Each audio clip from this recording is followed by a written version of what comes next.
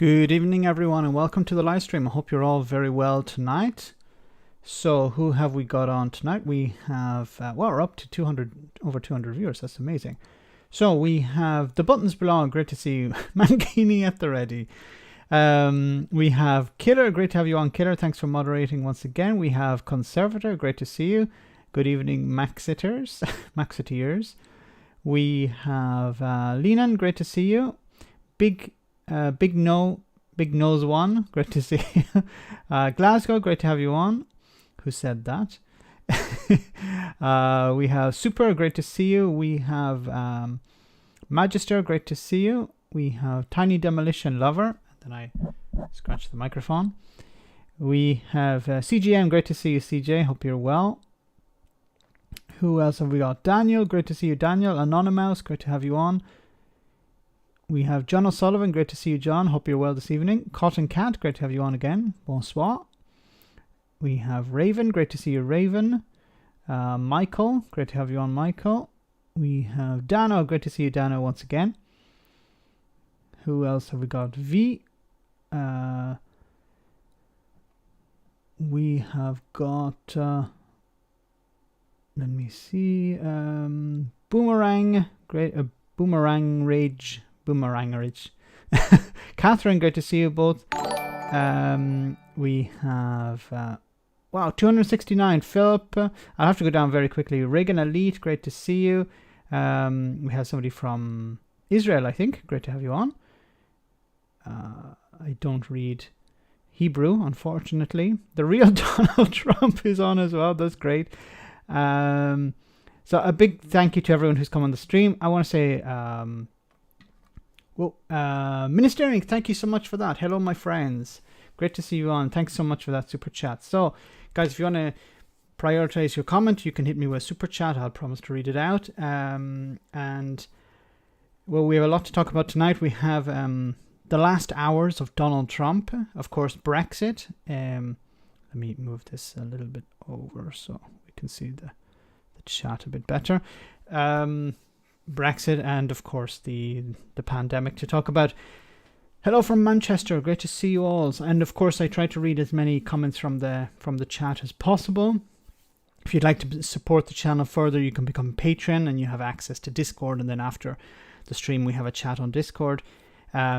Discord is getting more and more busy by the day. I started it out less than a year ago, and it's full of activity at the moment. So that's great. What can I say? Who else have we got? I see some familiar. Tom, great to see you, Tom. Sean, great to see you. We Scott's Dog, hope you're well. We have Louis O'Keefe, great to see you. A lot of regulars on. Great, that's great. So I just want to say a big thank you to everyone who donated to the live stream with Graham last week. That was fantastic. Thanks to everyone for doing that.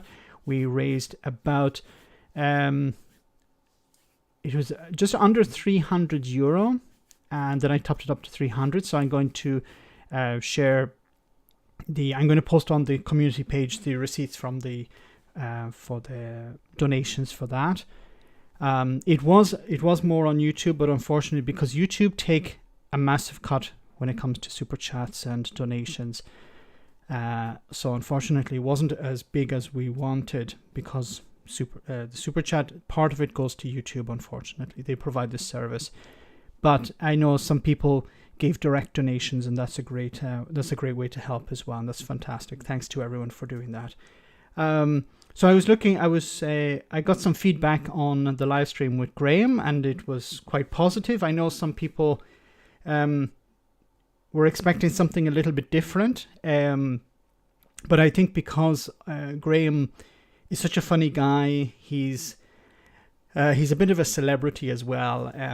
I thought it'd be interesting to keep it very informal, but I'm looking at doing other live streams in the future, which will be a bit more of the regular way. So we're going to go back to the old style way of, we're preparing questions for the guest and they're going to respond to. So I have a number of people lined up for some future live streams, so I hope they'll be they'll be interesting. Great to see you, Mark, just as I'm talking about live streams. I see Mark is on the stream as well. That's great to have you on. Sugar Free, great to see you, Sugar Free. Sugar Free, I notice you're on both my streams and on Graham's from time to time, so that's great. So, let's jump in. Oh, yes, I almost forgot. How is that impossible? How is that possible? Now, for those of you who are subscribed to the channel, you'll know that we're almost at 50,000 subscribers. Now, I was racking my brain and asking people on Discord, how could we celebrate 50,000 subscribers? And, well, we're going to do a little draw. So what I'm going to do is I'm going to ask all of you, if you want to take part in this draw, I want you to write a comment on any video that's any of the videos up on the channel with the hashtag Mankini. Okay, hashtag Mankini. Don't worry, I will explain all that later. So what you need to do is you write a comment on any video, hashtag Mankini, and what I'm going to do is I'm going to collect all the names and I'm going to put them in a draw, and we're going to pull out a name, and that person is going to win a very special prize. But I'm going to tell you all about that. Probably we'll do it on the Friday live stream because we'll probably hit 50,000 on Friday. If not exactly 50,000, that's okay. More or less 50,000. So exactly. So Killer has written what you need to write.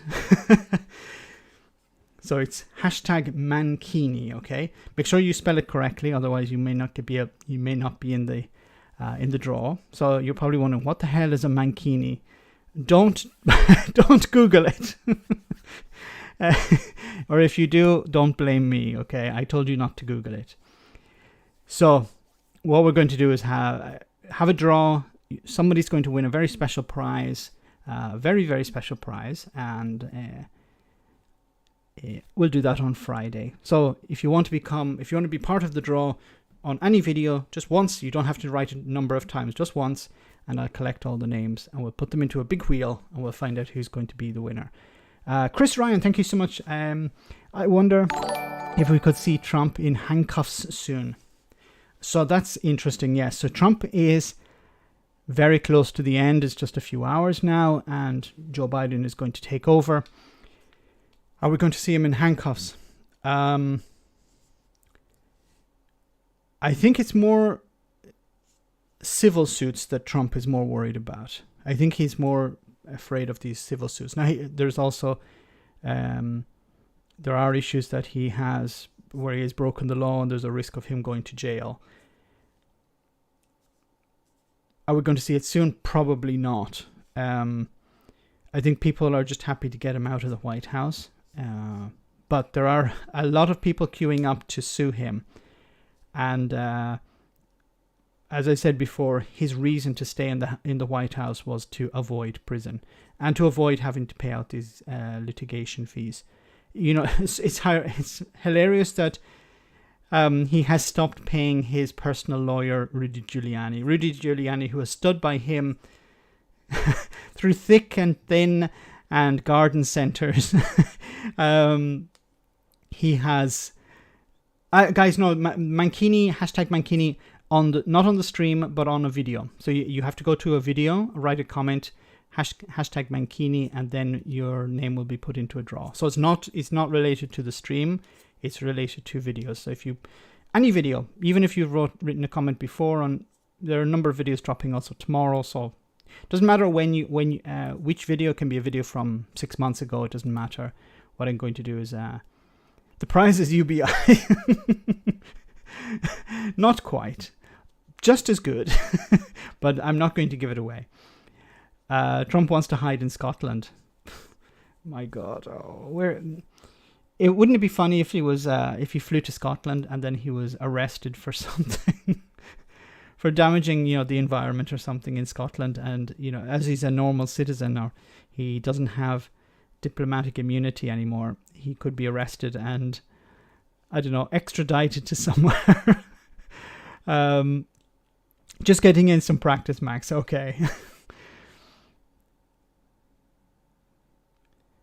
When I type hashtag Mankini on a video, YouTube deletes it. Is that true? No. If it deletes it, then just write the word Mankini. Don't worry, we'll find a way. So if you write hashtag Mankini, it disappears. Just write Mankini. But we should find a way. Don't worry. I'll find your name. I'll find out where you live. It's a lockdown. He'd get arrested for breaking the rules. That would be hilarious. Yes. Can you imagine? Trump arrives. He's about to play golf and he's arrested for breaking the rules. England would offer political asylum to Englanders. I think so. We'll have to wait and see for that. So we'll get to Donald Trump a little bit later. So I want to start off, of course, with Brexit. Now, we've seen the disaster unfolding over the last number of days, last number of weeks, and we talked about this before, how workers' rights were going to be for the chop.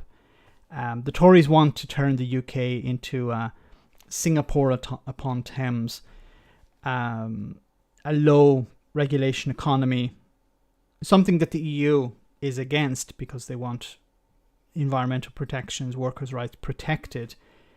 They don't want the UK to turn into some sort of tax haven. I know this is a Nigel Farage, Boris Johnson Tory wet dream. The idea of turning the UK into a tax haven. I hope that's not going to. I truly hope that's not going to happen. So I just want to read a little bit from this article. It says, Business Secretary confirms post-Brexit review of UK workers' rights. So it says here, the Business Secretary has confirmed his department is reviewing how EU employment rules rights protections could be changed after Brexit, while insisting that they will not be watered down. Now, the party that delivered you universal credit, does anyone truly believe that they would increase workers' rights? Has the Conservative Party suddenly become the Labour Party? Guys, tell me if you cannot see. Maybe I'll make this a little bit bigger so you can see it as well. Sometimes the screen is a little bit small. Okay.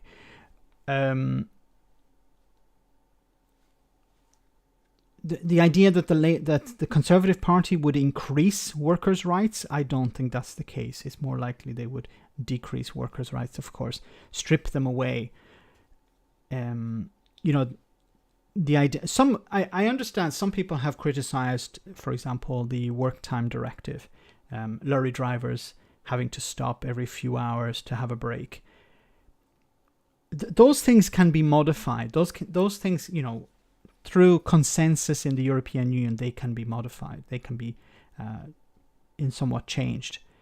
But that would go out the window in post-Brexit UK, because it would because it's to serve the business class. It's to serve business owners. They don't care about their workers, especially the ones that vote for the Conservative Party or donate to the Conservative Party. They're looking at a maximum 60-hour week, maximum 60-hour week. A 60-hour week.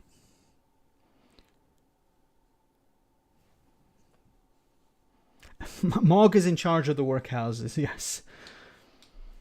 They didn't need to leave to increase workers' rights. Good point, Conservator.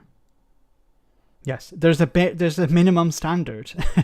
Like, to go below that is a problem. If you want to increase workers' rights, you can go way above. The Brexiteers would say this is an attempt to, this is to improve workers' conditions, workers' rights. Does anyone truly believe that the Conservative Party care about workers? Welcome, Tony Blair. Tony, make sure not to write in capital letters. The bot doesn't like it. But I just saw for a moment Hitman 3 out tomorrow. So goes on to say, The Guardian understands a consultation on employment rights was signed off by Kauzi Kotarang, predecessor, Adux Sharman, his predecessor, who left after being given a full-time role leading preparations for the COP26 climate conference. Insiders say the consultation is ready to launch and has been circulated among some select business leaders. Why not the unions? Why would it be business leaders? Following reports last week that the government was examining EU rules such as the working time directive, which sets a maximum 48-hour week, ministers said that they were not eroding protections.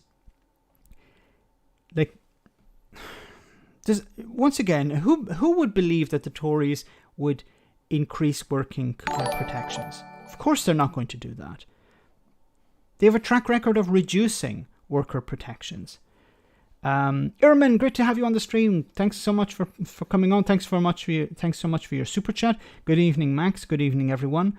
What will happen in June when the extra transition time is over? I think we're going to start to see the real problems of Brexit.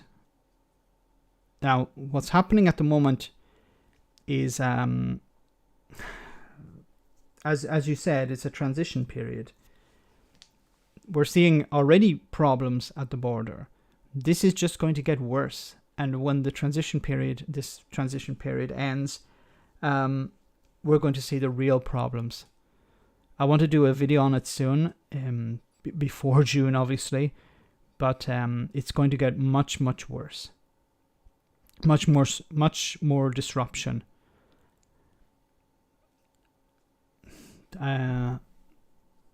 It's, as I said before, it's always the working class and the poor that are going to suffer the consequences most. Boris Johnson, Jacob Rees-Mogg, Nigel Farage, they will be fine. They will not be affected by these changes. They'll not be affected by the delays at the ports. They will not be affected by shortages. See, at the moment what's happening is goods are being waved through. I have a video dropping tomorrow, I think it is, where it's talking about how, or maybe I already dropped it today. I need to double check, but where lorries are coming into the UK full, and they're leaving empty, because the haulage companies don't want to waste time at the border. It's no longer feasible for them, so they're actually sending the lorries out from the UK empty into the EU, so they don't have to queue up for the border checks. Because if you have nothing to declare, you just go through. If you have nothing, you have nothing to declare. And as far as I know, this is going to end at the end of this sort of transition period. So there will have to be checks on goods coming in. The Brexiteers were saying about, look, the goods are coming in. There are no shortages. There are no shortages in the supermarket. It was all Project Fear. Yes, because goods are coming in. There are no restrictions on goods coming into the UK. That's likely to end in a few months' time. And then you're going to see the real problems. Because as far as I know, they will be in breach of the WTO, because the WTO say you need to have checks on the border. You can't just wave things through. Only 31 minutes late for this one, this time. Duke, great to have you on. The Tories want things to fail. They can realign the economy. Yes. I think at the core of all of this is disaster capitalism. The idea of, look at all these businesses failing. Now our friends and our donors can come in and buy them cheaply. Buy everything up cheaply. That's what I think the driving force behind Brexit is. It's not about, so much about paying taxes to the EU or even regulations so much. It's about this disaster capitalism. Look at all the businesses that are going to fail. Look at all the opportunities for donors to the Conservative Party, donors to Nigel Farage. Some people are going to make a lot of money. And if you look at any crisis over the last century, you can see that some people suffered a great deal, and a very small number of people benefited hugely. Even if we look at the recent crisis, the pandemic, companies like Google, companies like Amazon are benefiting hugely from this. I remember Zoom, the company who produced Zoom, the video conferencing software. They went from nothing to a household name in a matter of weeks and months. Anyway, let's continue. It says here, but speaking to the Business, Energy and Industrial Strategy Committee on Tuesday, Kwarteng confirmed his department was carrying out a consultation with business leaders on EU employment rules, including the Working Time Directive. Asked by the committee chair, Labour's Darren Jones, to outline the review, Kwarteng confirmed it was happening. I think the view was that we wanted to look at the whole range of issues related to to our EU membership and examine what we wanted to keep, if you like. However, he added, the plan was to maintain a really good high standard for workers in high employment and high wage and a high waging economy. Really, yes, that's what I'm focusing on. And so the idea that we're trying to whittle down standards, that's not at all plausible or true. On the Working Time Directive, Kwarteng said a number of EU countries had opted out of it, adding, so even by following, so if the EU countries can opt out, then it wasn't a necessity to leave the European Union. So even by just following that we are way above the average European standard, and I want to maintain that. I think we can be a high-wage, high employment economy, and a very successful economy, and that's what we should be aiming for. However, just 5 countries have an opt-out of the time directive that applies to all sectors, and the UK is one of the 5.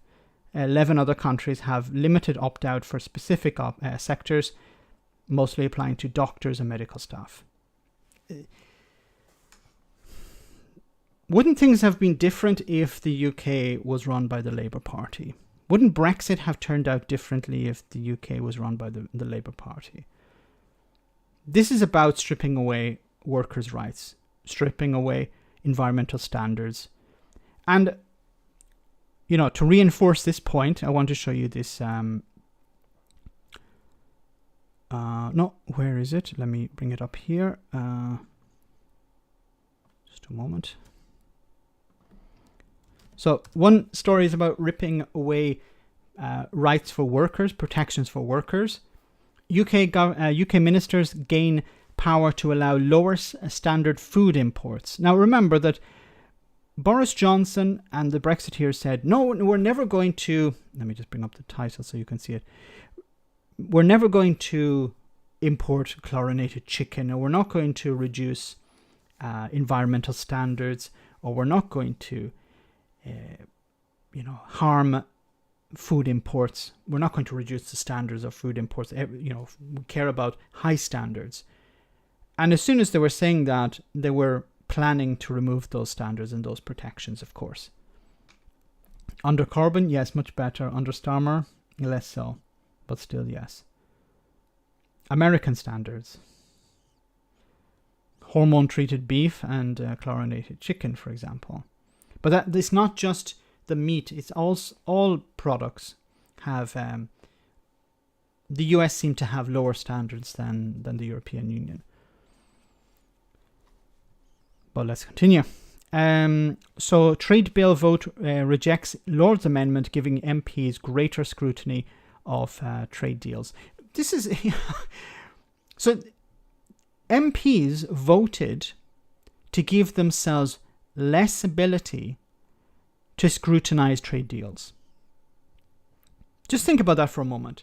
The Conservative Party, and they've done it before, remember the withdrawal agreement. They voted, including Ian Duncan Smith, Ian Duncan Smith and other Tories voted for the party, for MPs actually, to have less ability to scrutinise deals, for example, the withdrawal agreement or deals like this in the future. Why would you do that? You only do that for two reasons. One is because you don't care, and the other reason is because you don't want the other side to have that ability. Isn't that insane? The Conservative Party is voting for its members to have less ability to scrutinise a deal because they don't want the other side to scrutinise it. They know it's going to be shit. They know it's going to be terrible. They know it's going to be a case of importing products that the British people don't want. Now, some people have replied by saying, yes, but it'll be written on the product made in America or whatever. That's not necessarily the case. It's perfectly plausible for Boris Johnson's government to say, we don't care about where these products come from. We'll actually remove the Dick's nuts. Well said, Tom. Tory MPs work for the top 5%. That's true, Bashiro. Welcome to the stream, Bashiro. Great to have you on again. The Tory MPs are just sheep voting to take away their parliamentary rights. How is that? Just think about it for a moment. If you're a Tory MP, the party says, vote this way, and they just say, okay. They don't actually ask why, or why do you want me to vote for this? What is this? Well, we want you to vote on a bill or an amendment that will take away your ability to scrutinise a deal. What? James, thanks so much for that super chat. This will be big trouble for Ireland and the UK trade deal. Yeah, for UK-Ireland trade, this would be a disaster because the EU will say, no, we're not going to allow these things to be imported. This is going to, and that's a very valid point, James. This is actually going to push Northern Ireland further away from the rest of the UK. Because the EU will say, we need better checks on the border. We need to control the goods that will come from the UK, chlorinated chicken or whatever, will be trying to, supermarkets in the UK will be trying to sell them. In Britain, would be trying to sell them into Northern Ireland or move them into Northern Ireland. And the European Union will say, no, we're not, this is unacceptable. So you're going to have closer alignment with the Republic, with the EU in Northern Ireland. So once again, the Tories, the Conservative and Unionist Party are going to drive a deeper wedge between Great Britain and Northern Ireland. Anyway, let's see what this report says. So ministers will be able to approve the import of animal and agricultural products of a lower standard than currently permitted in the UK after attempts to amend the bill failed. Isn't this, something about the House of Lords? The Tories are continually saying we need to abolish the House of Lords. The House of Lords is unelected, it's undemocratic. And it's actually standing up for people's rights. It's standing up for environmental standards, animal welfare standards, food standards. The House of Lords is really the one who is looking after Britain's interests at the moment, not the House of Commons. Maybe it's, I've been critical of the House of Lords in the past, but I still believe that it's better to have an unelected second chamber because it shouldn't be political. Their job is to hold the first chamber to account. Now, of course, they don't always have the power to do that, and sometimes they just let things pass through because, if the party in power has it in their manifesto, they say, okay, we're not going to go against that. But on many occasions, the House of Lords is the voice of reason here when you compare it to the House of Commons. Anyway. The government has repeatedly vowed not to allow the import of chlorinated chicken and hormone-treated beef, but has refused to sign those pledges into law. They say, yes, we're not going to do it. Okay, here's the bill. Will you sign it? No. Okay, well, you said that you will not import these things. So here's the bill. Can you sign the bill? Can you sign this into law? No, we don't want to do that. Why not? Because it's the Labour Party pushing it forward. If they supported these restrictions, they would pass them into law, but they don't, because they don't support these restrictions. The House of Lords put forward amendments to the bill, to the trade bill, that would have required future trade agreements to be scrutinised by Parliament with a view to ensuring trade standards be retained, but the key amendment fell on Tuesday night by 353 votes to 277. Campaigners said that the new post-Brexit agreements for food imports and food production standards in the UK would allow ministers to make sweeping changes to existing food safety standard regulations without consultation. Basically, Boris Johnson and the Tories can rule by decree here. Now, we don't need to consult Parliament at all. We have the full right to say we want to import plastic chicken. We can do that. If Parliament has a problem, Parliament can go F itself. It's just Parliament. It's just, the elected body of the people. It's not that it's important. Many products could be affected. For instance, while the government has said it will not allow chlorinated chicken, meat can be washed in a variety of other substances that have similar effects. Periatic, I'm mispronouncing this, of course, acid. This other one, I'm not even going to try. Chloride, acidified sodium chlorinate, and organic acid rinses, or organic acid rinses. Chicken treated with bleach and such substances can retain some pathogens, according to research. And campaigners also fear that such treatment is used to disguise infections caused by animals being kept in poor conditions that would be illegal in this country. So basically what's happening is products that would be considered illegal in the UK, they can be imported as a meat product that has been treated, that's basically raised in an illegal way, but the government are not going to block this, because they're going to be the ones that acid chicken, yes, they are the ones who are deciding the standards, not Parliament. Parliament can't say, actually, we don't want to import this. Tough. We have won. We have convinced. We have an 80-seat majority. Now, I don't like to go back. Who gave Boris Johnson this 80-seat majority? Now, I'm not going to go over old ground again. It's pointless at this stage. But I hope that this can be amended. I hope that when the Tories are out, that a new administration can come in and say, no, we're going to overturn this. I don't know if it's possible. I don't know if something agreed today can be reassessed in the future, because it's an agreement, a trade deal. You'd probably have to reopen the trade deal.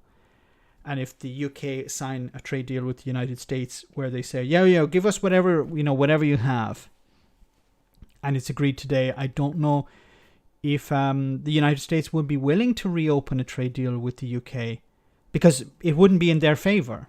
Remember, a trade deal, someone is doing well and somebody is probably not doing very well in a trade deal. Look at what happened with the UK and the EU. How, who's suffering in the UK-EU trade deal at the moment? We've said this before. The UK is suffering. Not able to export products into the EU. Shellfish, other products, other fresh produce sitting in the port, rotting. It's not the EU suffering here. And as I said before, if there are businesses in the EU suffering, they will be compensated by the EU. Isn't it, Johan, thank you so much for that super chat. Isn't it ironic Westminster Parliament doesn't be asked before changes, but the EU is? Who can protest? EU has more influence than Parliament. Yes. Thanks very much for that super chat. It's, you know, one of the mantras of the Brexiteers was always, you know, the EU is undemocratic. The EU doesn't listen to its people. What is Boris Johnson and the Tories doing here? They're taking power away from Parliament, from the elected representatives, and handing it over to the government. They get to decide, and the party of the government is complicit here. I see a lot of people are planning to go vegan. It would avoid a lot of problems. Definitely. It goes on to say, campaigners pointed to loopholes in the government's regulation that mean food standards can be altered without consultation or fanfare. They said the rules would make it difficult to find out whether standards had been lowered. Yes, of course, because we have to rely on the media to do this. Because the government are not going to say, look, we lowered the standards. They will, of course, like Brexit, tell you everything is fine when everything has gone to shit. For instance, a list of approved antibiotics for livestock, a vital issue, because of the overuse of antibiotics on livestock, is a key driver of the growth of antibiotic resistance that threatens human medicine, can be changed without notice. And only close retrospective scrutiny would reveal the changes. Yes, so the government... JD, thank you so much for that super chat. Very kind of you. Thank you so much for that support. The government can just come along and say, can make these changes, and you won't find out about them until maybe 5 or 6 years later. And then it'll be too late. And the government who is in charge will be a different government. Boris Johnson and the Tories may be out. The Tories may still be in, but Boris Johnson is gone. But the damage will already have been done. Brexit was... People ask me, why do you bother, commenting on Brexit all the time? Why do you comment on what's happening in the UK? Because I care about what's happening to people in the UK. I have friends and I have family living in the UK. And a lot of people on this channel I regard as friends. And I care about their welfare. I care about what's going to happen to them in the future.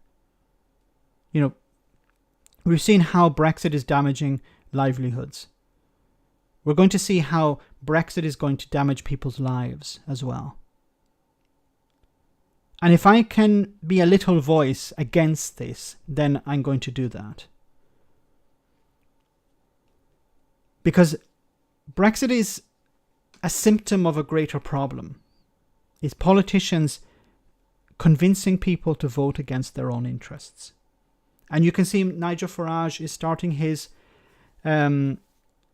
campaigns again. Okay, we're going to, was it GB News and another, with Nick Ferrari and others, they're going to start a new news campaign, new news channel where they can pump out this type of rhetoric 24/7,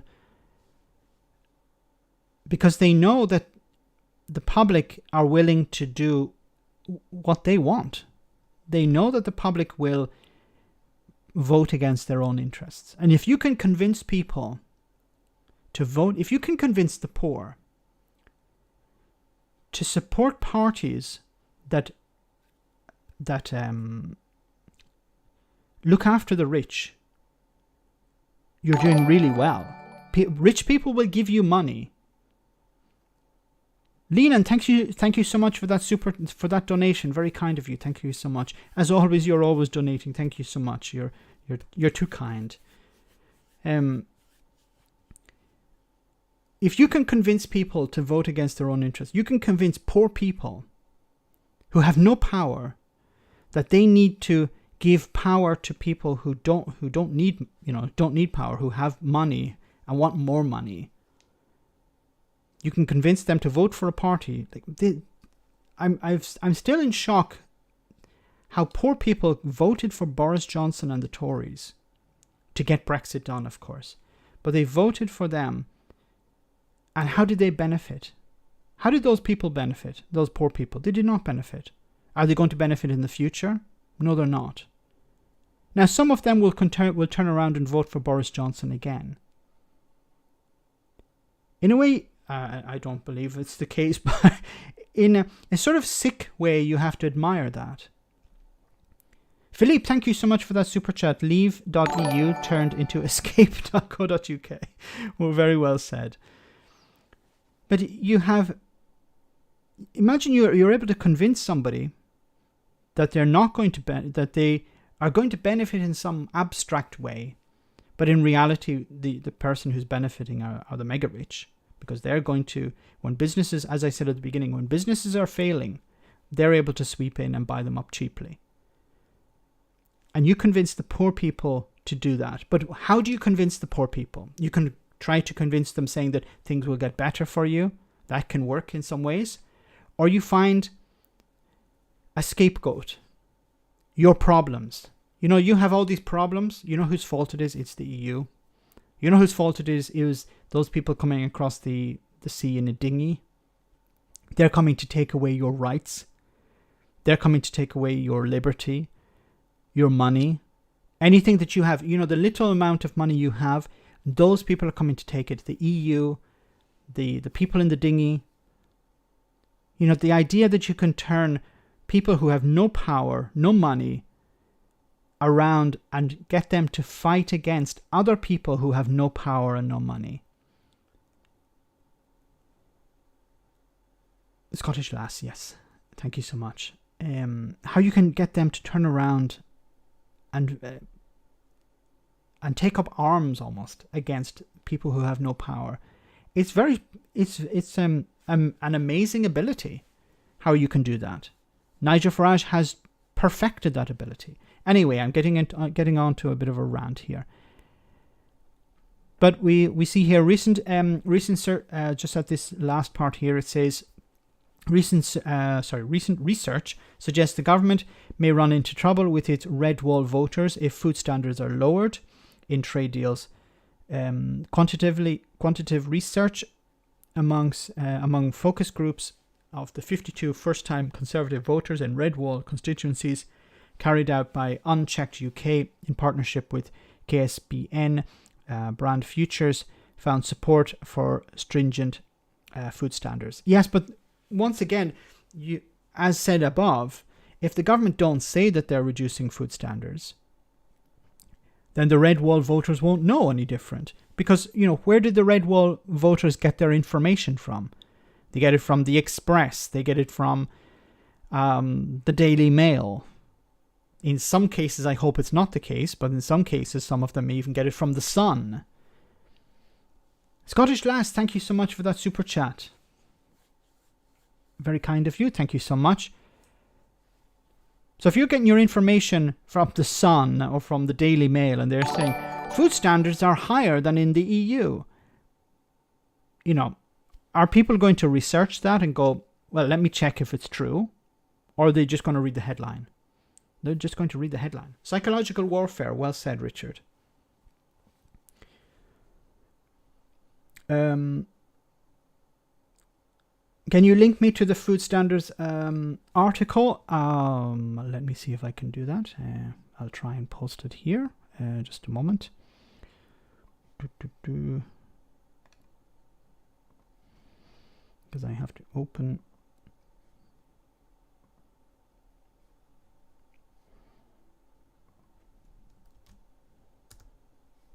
Okay, you should have it now. Hopefully the bot didn't kick me off. No. Okay, there we go. All right, let's move on. This is from Euronews about the red tape. Now, I think a good approach, and I think the Labour Party should do this.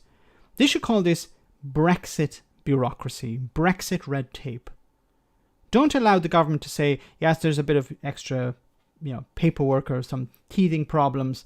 But no, this is Brexit's fault. This is because of Brexit. And you hear a lot of ministers and Tory MPs trying to blame, and Boris Johnson himself, try to blame the pandemic. Oh, this is because of the pandemic. Yes, lorries are stuck in Dover queuing to have their paperwork seen because of the pandemic. And Boris Johnson even went as far as to say, and I posted it in, you're immune to the bot. Yay, I'm vaccinated against bots. And Boris Johnson even went as far as to say that, yeah, it's because of the lorry drivers not filling in the paperwork correctly. If I was there and I was a lorry driver, I would have punched him in the face. So you created these problems, not me. I didn't want these problems. Wait a minute, the chat is getting truncated here. Let me move this over. We didn't want these problems. You created them. You told us at the beginning there would be no problems. You told us that everything would operate smoothly.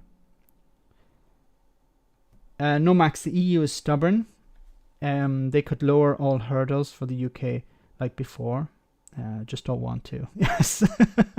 Yes, it's the damn EU. And Brexiteers are already saying it's the EU's fault. Like, we didn't have these problems before. Now the EU is punishing us. The EU is punishing the UK for leaving. Okay, let's see this video. Fishermen were among the strongest supporters of Brexit. But now the UK's departure from the EU is causing so much red tape, some are warning of a carnage for the fishing industry. British seafood representatives descended on Parliament in London today to...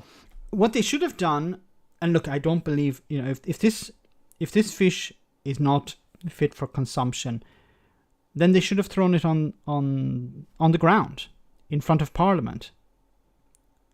The French are able to arrive with manure and pour it, dump it in front of Parliament. The fishermen should have done the same thing. Or they should have gone... No, I better not say that. They could have gone... They could have gone to, for example, Jacob Rees-Mogg's, one of his many mansions. They could have gone to Boris Johnson's apartment. I don't know exactly where his apartment is. I'm sure somebody could find out. They could have gone to, the Tory party's headquarters and dumped the fish there. Now, once again, I don't believe in, if this is fit for consumption, it shouldn't be thrown on the street. But, who created this problem? Who's responsible for this problem? The Conservative Party, the Brexiteers. Where is Nigel Farage at the moment? Nigel Farage is always, up for a bit of publicity. But when it comes to, oh shit, the shit is hitting the fan, he's off doing interviews for Sky News in Australia. Boris Johnson lives at number 10. But he has an apartment somewhere. I've seen him, maybe it's someone else's. I don't know, but I've seen him hanging around some other apartment, not number 10, another place. Arrest straight away and blamed as unpatriotic in the papers if they dumped fish. You're right, Glasgow. Use drones to drop fish inside Downing Street. Yeah, I think they probably shot down Daniel, but that's a good idea. Farage, Mogg, Hannon, yes. 17.4 million are responsible too. Nigel is hiding under his children. Oh, I love the comments. UK fishermen are too polite. They should have done something a bit more aggressive, I think. He's like Carrie's gaff. Drive around dumping stinky dipping fish water. The great stink of 2021. Max, what French lorry drivers went on strike and protested 15 years ago? They blocked every single car gas supplies in the country for weeks. If they did that, I think the problem is the right-wing press. They would say, look at what they're doing. How dare they? They're unpatriotic. They're trying to damage the country. Stand together for Brexit. I don't think it would work. I'm more of the idea that you but you punish Parliament. You punish the politicians. Punishing ordinary people, I think, runs the risk of a backlash. Pressure has to be put on politicians. Need to be put under scrutiny. Not scrutiny. They need to feel the heat. Use catapults to throw the fish frozen first for better aerodynamics. Truckers did about 20 years over petrol tax, and it worked. 20 years ago, and it worked well. Nice to catch one of those for a change. True, not rotten fish. Right-wing press versus new media. Mark, you rascal. I don't like crabs. I heard that itches. Maybe we can give Boris Johnson some crabs of all types. Protest the new headaches they face to export their catch. A last-minute deal between the EU and the UK reached on Christmas Eve allows tariff-free trade, but it doesn't preclude other regulatory checks and extra paperwork. With live shellfish, time is of the essence, and many now fear their fresh catch will end up rotting in the bin. Well, Alistair Hewson is director of Celtic Seafair, a Scottish shellfish supplier to markets in the UK and France. And he says his exports have been badly hit by all the paperwork he now has to deal with. Thanks very much for joining us on Euronews Now. You supply the likes of scallops and lobster and langoustine to France in particular. What's been happening since the new Brexit rules kicked in on January the 1st?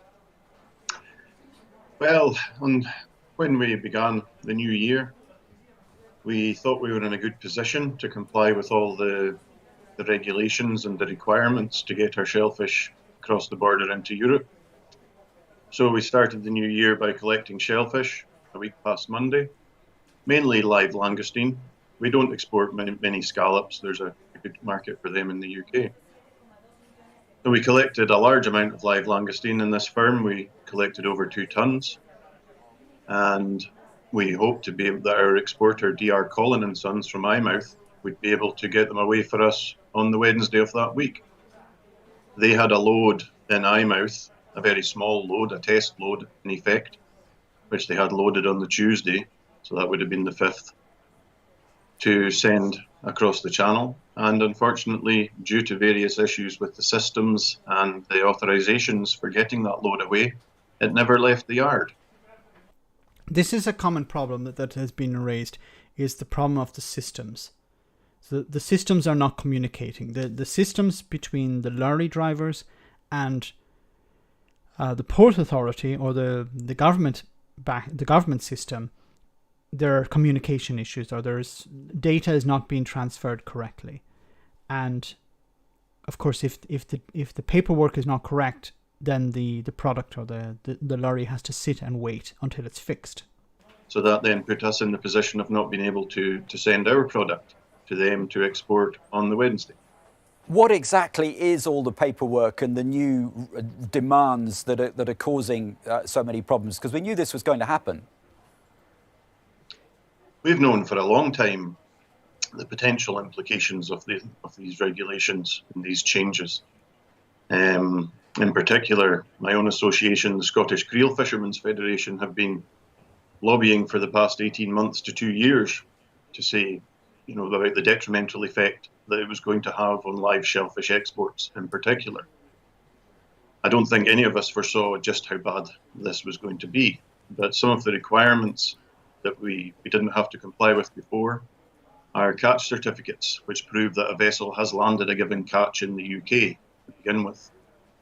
Leading to certificates of origin, export health certificates, various other transport documentation, and one piece of documentation which caused a major problem on the first week.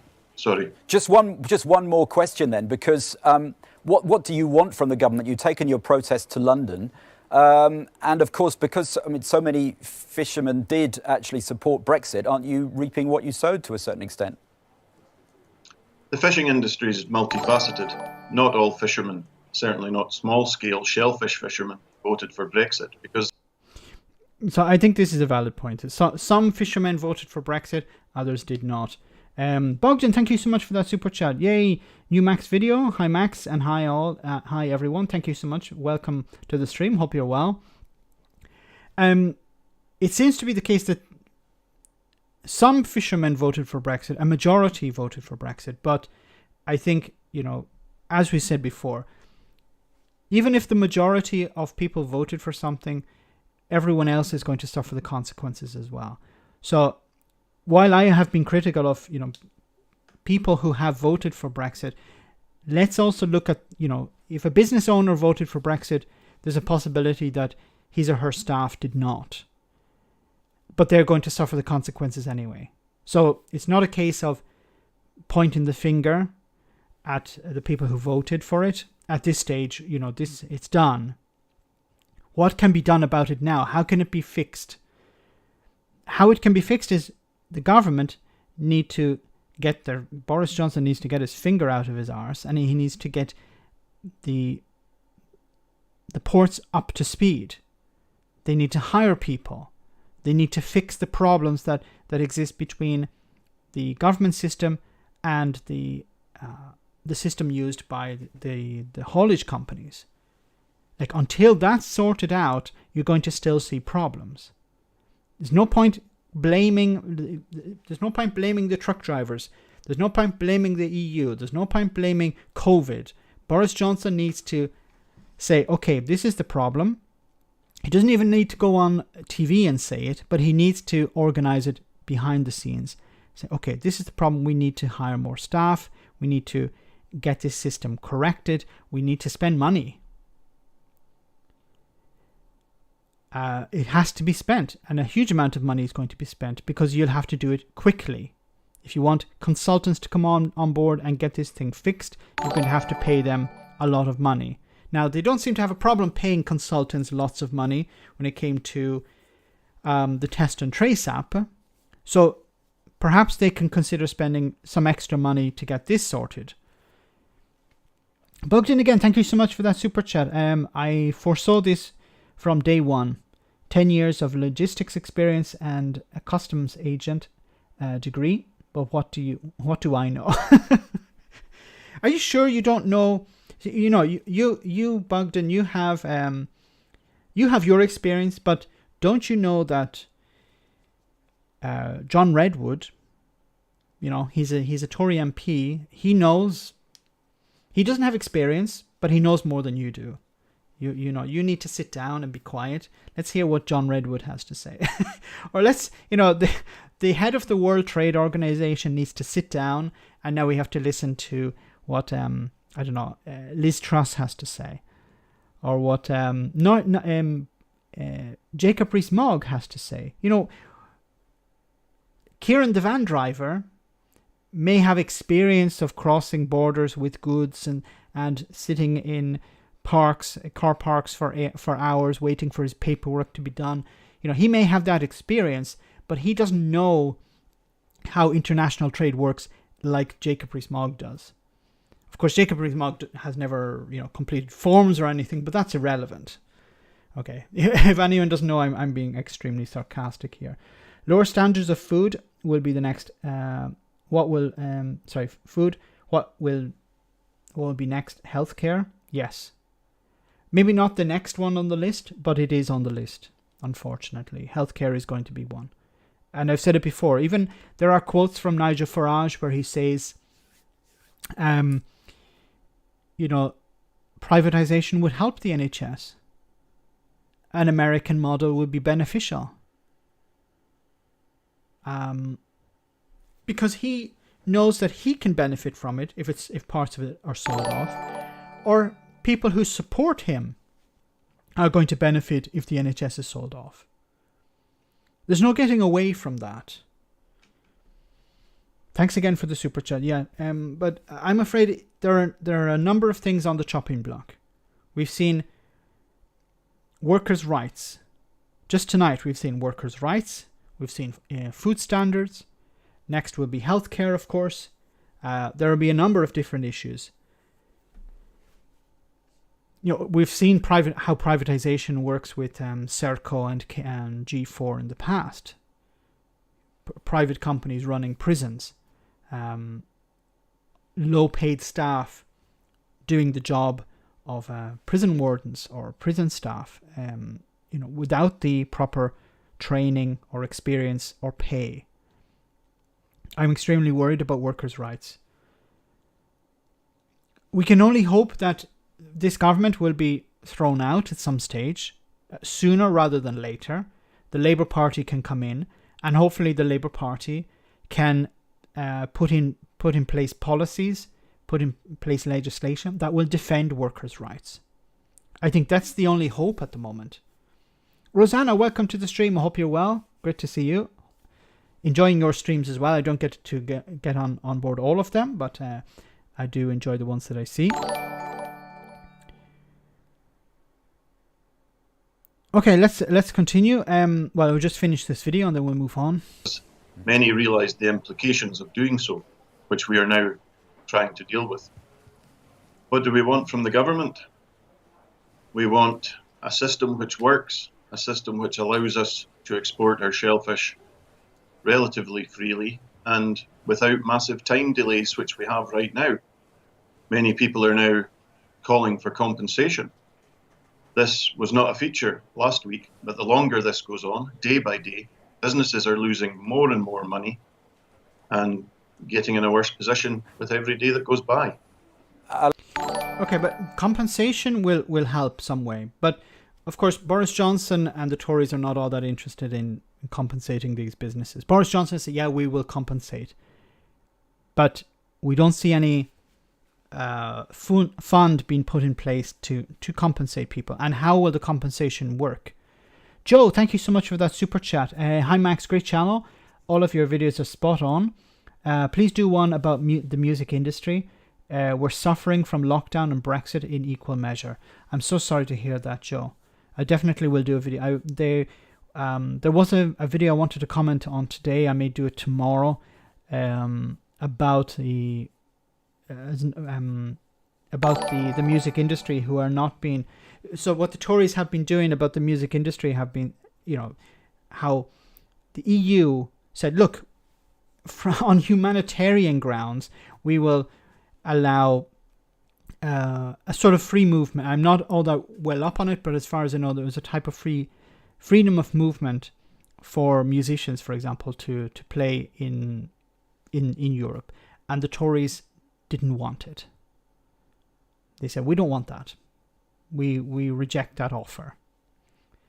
They didn't provide a counter offer. They just said, no, we don't want that. Why? Because they don't care. It doesn't benefit them in any way. They're not called the nasty party for nothing. I've said this before. In the same way as the £20 uplift, it's a pittance. It's nothing. When you compare it to how much has been spent on Brexit or has been spent on the pandemic. But they don't want to spend that money because it's against their ethos. It's against their fibre. We don't want to help poor people. Poor people need to be punished, not helped. We had to spend this extra, we had to give this money because otherwise there would be maybe a rebellion or something. But give people a little bit, and then they feel that they're benefiting in some way, and that will take the heat off us somewhat.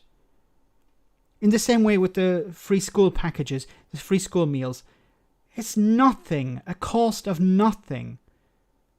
But they fought against it tooth and nail because it's in their ideology. The poor must suffer. There's the corruption part, but there's also the punishing the poor. We have to keep them as far away from us as possible. We have to get richer and they have to get poorer. The divide, our goal is to make the divide as wide as possible. Gratok, thank you so much for that super chat. $5. Thank you so much. Why are hobbyists put in charge of British ministries instead of experts? Hobbyists, yes. It's a good point. I unfortunately I can't answer that question. But probably, if you scratch my back, I'll scratch yours. So donate to the party. They will give you a good position. Yeah, but it is a valid point. Basically, people who have nothing else to do. Dido Harding. What skills or abilities does she bring to the job? I don't know if she went to the Donald Trump School of Business or what, but she destroyed, what was it, TalkTalk?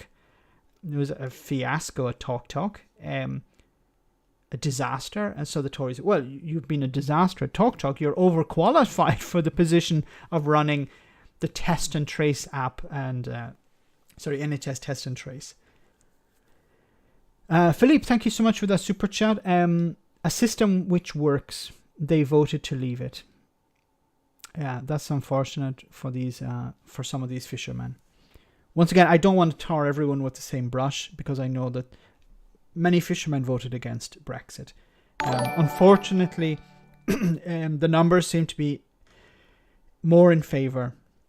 So I don't know if this is true, but I read somewhere it was almost 90% or about 90% of fishermen voted for Brexit. Now, I don't know if that was English fishermen or if it included Welsh and Scottish fishermen as well. I hope it's not the case. But at this stage, I think it's too late to say, well, you voted for it. If these people complain, if somebody voted for Brexit and is complaining about it, yes, but it doesn't really get us anywhere. Betty, thank you so much for that super chat. I love your icon. Thanks for your videos, Max. Thank you so much for the super chat. Great support. Thank you. Whoops. No DLC. Thank you so much. Poor people are meant to suffer. So people in employment are too scared of losing their job to exchange pay and conditions, to challenge pay and conditions. A very, very valid point. If the poor are suffering, you don't want to be poor. If you have a job, you're going to keep your head down, your mouth shut, and you're not going to rock the boat. Because if you do, you'll be thrown on the pile with the poor. You'll be on universal credit. I think that's a very, very valid point, and I think it summarizes the whole ideology of the Conservative Party. Make the poor poorer so that the working class or the middle class are afraid that they will become poor as well. And they will keep their mouths shut and their head down, and they will do their job, and they will not complain. Don't want people complaining. There's also the idea that if people are comfortable, if people are comfortable, they're more likely to look around and say, wait a minute, look at all these problems. But if people are on the edge, they don't have the ability to look around and complain and see, look at what a mess this place is. If your head is always down, working hard, working as fast as much as possible to get by, then you're less likely to look up and say, what the hell is going on here? Why does this person have a lot of power even though they don't have there's no merit behind it? Economic slavery, yes. Bugden, thank you so much again for that super chat. Still, I love the delicious irony about fishing. It's, there are two types of, I think there are two types of Brexit supporters. There were the people who voted for it, because they were lied to, they were convinced. But, Boris Johnson, I still can't get it through my thick skull as to why anyone would believe a word Boris Johnson says. If Boris Johnson said today is Tuesday, I'd have to check the calendar. If Boris Johnson said he weighs, I don't know, what was it, 150 kilos? I don't know how much he weighs. 100 kilos, I don't know. I'd have to weigh him myself. I wouldn't believe a word Boris Johnson says. So if Boris Johnson is saying this is going to be fine, then you could actually take the opposite position. You say this is going to be a disaster. If he says something is going to be a disaster, then it's probably going to be fine. So if Boris Johnson is convincing you to vote for something, you should vote the opposite way. Just because it's Boris Johnson. Because he's a compulsive liar. He's in the business of lying to people. He used to write articles to lie to people about bendy bananas and 3-pin plugs. I don't know if it was exactly him that wrote that, but he wrote some articles for, I think it was the Telegraph or the Daily Mail, the Sun. You know, he was lying about the European Union for years. When he became mayor of London, he was, yeah, I'm going to build a big bridge. I'm going to invest in public transport and all of this, and then it came to nothing. I'm going to leave the finances in a better shape, and he left them in a worse shape. So if Boris Johnson says X, you must go with Y. If Boris Johnson says go, you must stop. If he says stop, you must go. The absolute opposite.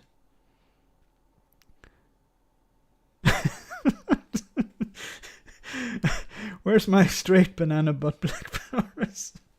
Telegraph and Spectator. Okay. Thanks for that, Katrina. Anyway, let's move on. We have a lot to cover tonight. And I'm already over halfway. So let's, as always, welcome to the stream. Anyone who's new to the stream, I want to show you a funny video, and then we'll move on to the next serious topic. Let me bring this up here.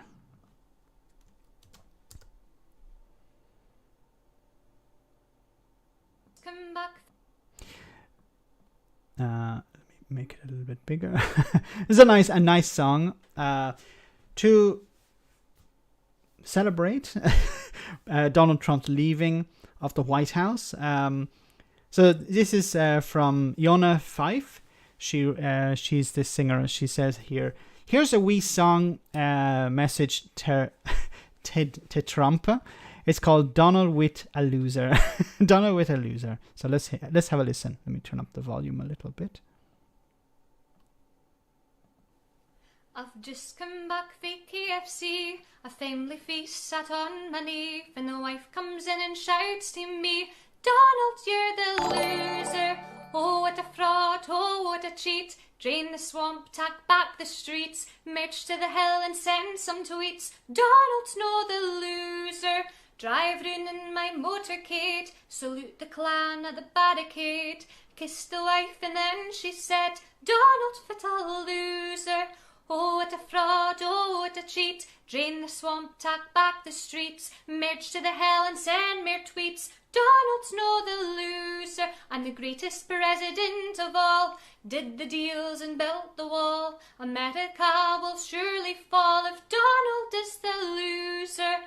Oh, what a fraud, oh, what a cheat. A Biden win and a Trump defeat. Name your Facebook, name your tweets, 'cause Donald is the loser. America is on its knees, shamed and broken for short years. Tamed and trumped, if you please, for Donald was a loser.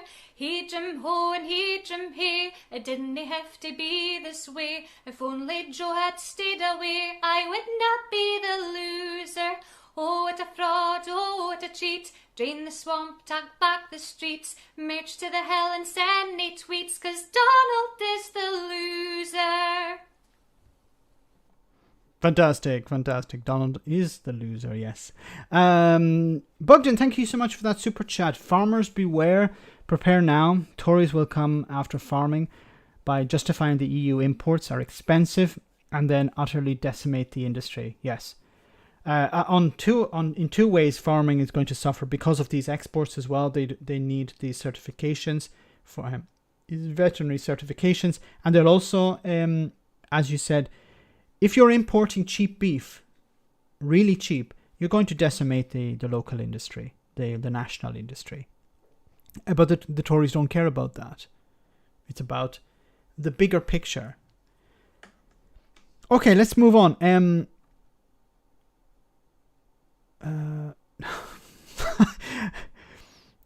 This, oh my God, it's not exactly COVID, but I want to talk about it anyway.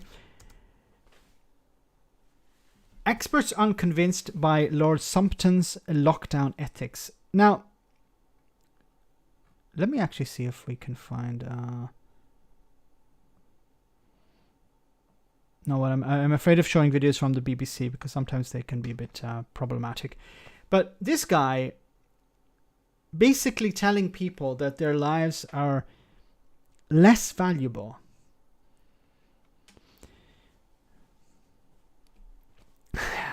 I don't know what to say. Anyway, it says here, 7 years before Lord Sumpton found himself at the centre of a media storm over his apparent suggestion that the life of a woman with stage 4 cancer was less valuable, the former Supreme Court Justice wrote a judgment that seemed to take a very different view. In 2014, addressing the Tony Nicholson case in a decision which upheld a ban on doctors helping patients to end their lives, he called the sanctity of life a fundamental moral value. And he said, and I quote, "A reverence for human life for its own sake is probably the most fundamental of all human social values." He went on, before quoting another judgment approvingly, "In a case like this, we should not try to analyze the rationality of such feelings. What matters is that in one form or another, they form part of almost everyone's intuitive values." Fast forward to 2021, and Sumpton, a prominent critic of coronavirus lockdowns, was provoking outrage on Sunday by telling the BBC's The Big Questions that he did not accept that all lives are equal or of equal value. Can I say that Lord Sumpton's life is not of equal value to, I don't know, a cockroach? Sumpton, I think, yes.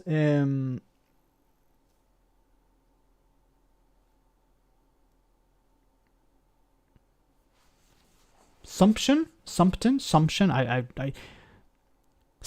sorry, I was calling him Sumpton. Look, he doesn't deserve to have his name pronounced correctly. He's an evil liar. Consumption. Very good, Michelle.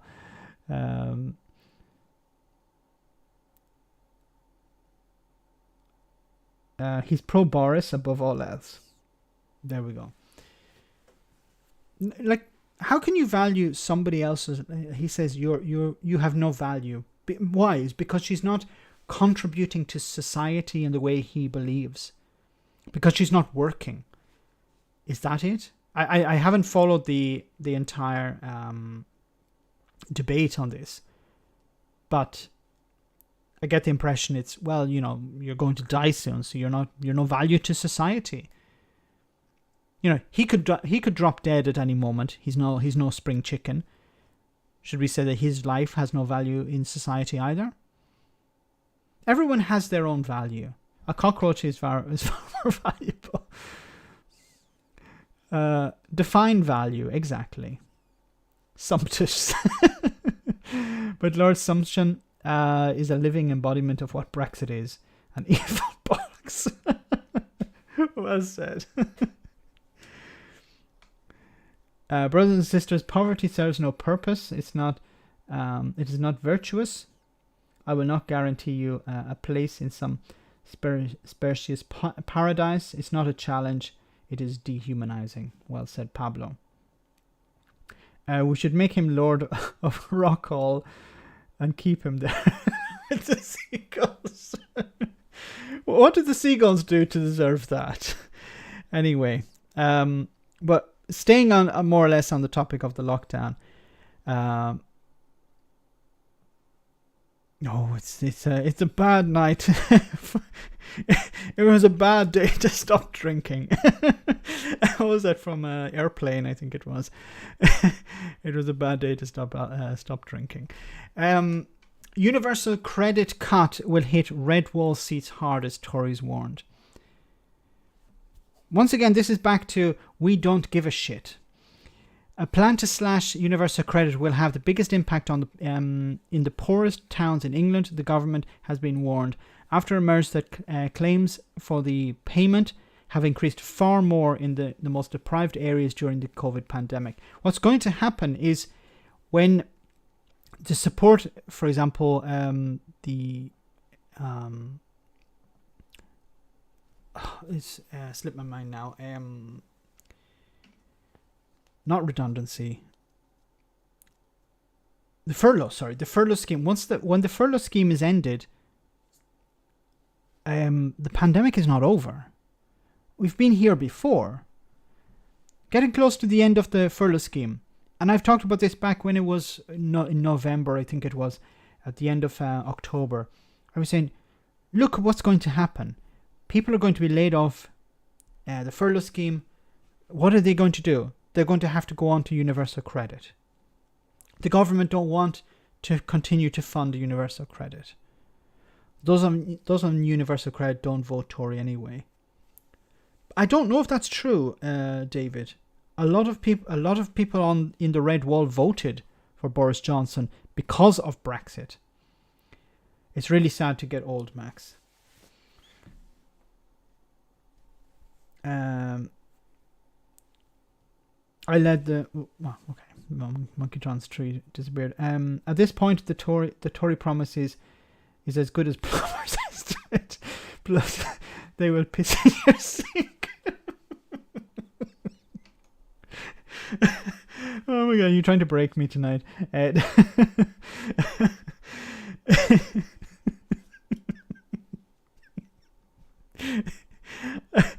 That needs to be Boris the plumber. Or Boris the builder, more likely. The cowboy builder. Anyway, the research by Bright Blue, a conservative think tank, will heap further pressure on Rishi Sunak, the Chancellor, to extend the £20 a week increase in universal credit introduced last March. It is set to be withdrawn in April, and many Tory MPs are privately worried that the cut will undermine Boris Johnson's pledge to level up, and it's more like level down, the country, and are pushing for the increase to be made permanent. Once again, this is a small cost. And I'm wrong to say that, because it's not a cost. It's an investment in people. And I would really wish journalists would stop allowing politicians to talk about the cost here, because this is not a cost. It's an investment. Notice when the government are talking about, we're going to invest this amount of money in the north, we're going to invest this amount of money in new technology, we're going to invest. They keep saying invest in things, but people cost. They never say, this Brexit cost all this much money. No, they talk, we're investing in Brexit, we're investing in these companies, we're investing in the north, we're investing in universal credit. But they never say, when it comes around to helping people, it costs a lot of money. We need to reevaluate the costs. It's a cost. How are we going to pay for it? How are we going to fund this? It's very costly.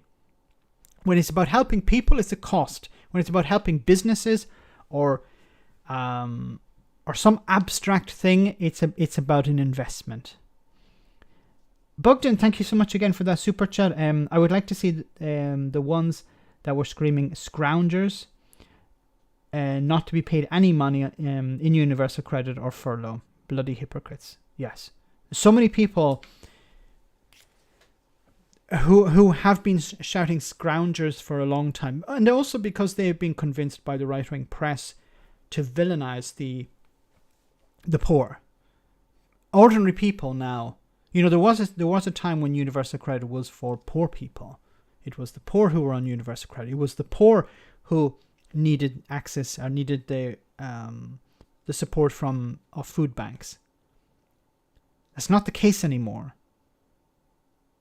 The working class, the working poor, the middle class, they are all accessing these services as well. And with furlough, it could be at any moment somebody could be dumped onto universal credit. I'd really like to do a live stream with somebody who knows a great deal about universal credit. I tried to reach out to a YouTuber called Mark My Words, and he hasn't responded to me. But if there is somebody who has I know some people, I don't want to put them on the spot, but if there is somebody you know that has a great knowledge of universal credit, how it works, the problems associated with it, I would like to do a live stream with somebody about that, even just on the topic of universal credit, not to have a conversation about other things, but just about universal credit, because I think this is something that affects so many people and it's not talked about. I tried to talk about it on the channel. It's not as popular as Brexit. I don't know why that's the case, but I think it affects so many people. It should be talked about. £20 a week for 350 people, or £1,000 a day for a track and trace consultant. Tough choices, yes. I wrote that on Twitter today. I said, £1,000 a day for a consultant to work on an app that doesn't work, or £1,000, which is, yes, that's cool, but £20 a week for people who need this money to survive. No, that's a problem. Once again, it's about people are a cost, businesses are an investment. Anyway, this is going to affect the Red Wall seats. Whether they're going to pressure Boris Johnson to extend it. Now, look, my fear with this is that Rishi Sunak will go, okay, we'll show some humanity. we'll maintain this £20 a week, and then the problem will dissipate. Not the topic, I'm sorry, in the news will dissipate. It will go away. The problem remains. £20 a week is not enough for people to live on. I know it's a top up, but £97 a week, or about £100 a week, is not enough for people to live on. This is not. Universal credit is a disaster. The Tories are criticising Keir Starmer for suggesting that it should be replaced. It should be replaced. It should be in the friggin' bin. It's inhumane. I'm of the idea of a universal basic income, of course. Most people are tired of me talking about it. But universal credit is a disaster. It's not fit for purpose. It creates more suffering than it helps people. Now, I believe that's part of the design. It's not a flaw in the system. It's part of the design. Make people suffer so that they take up jobs that are low paid and without any proper support, any protections, I should say. Simon, thank you so much for that super chat. Simon Carr.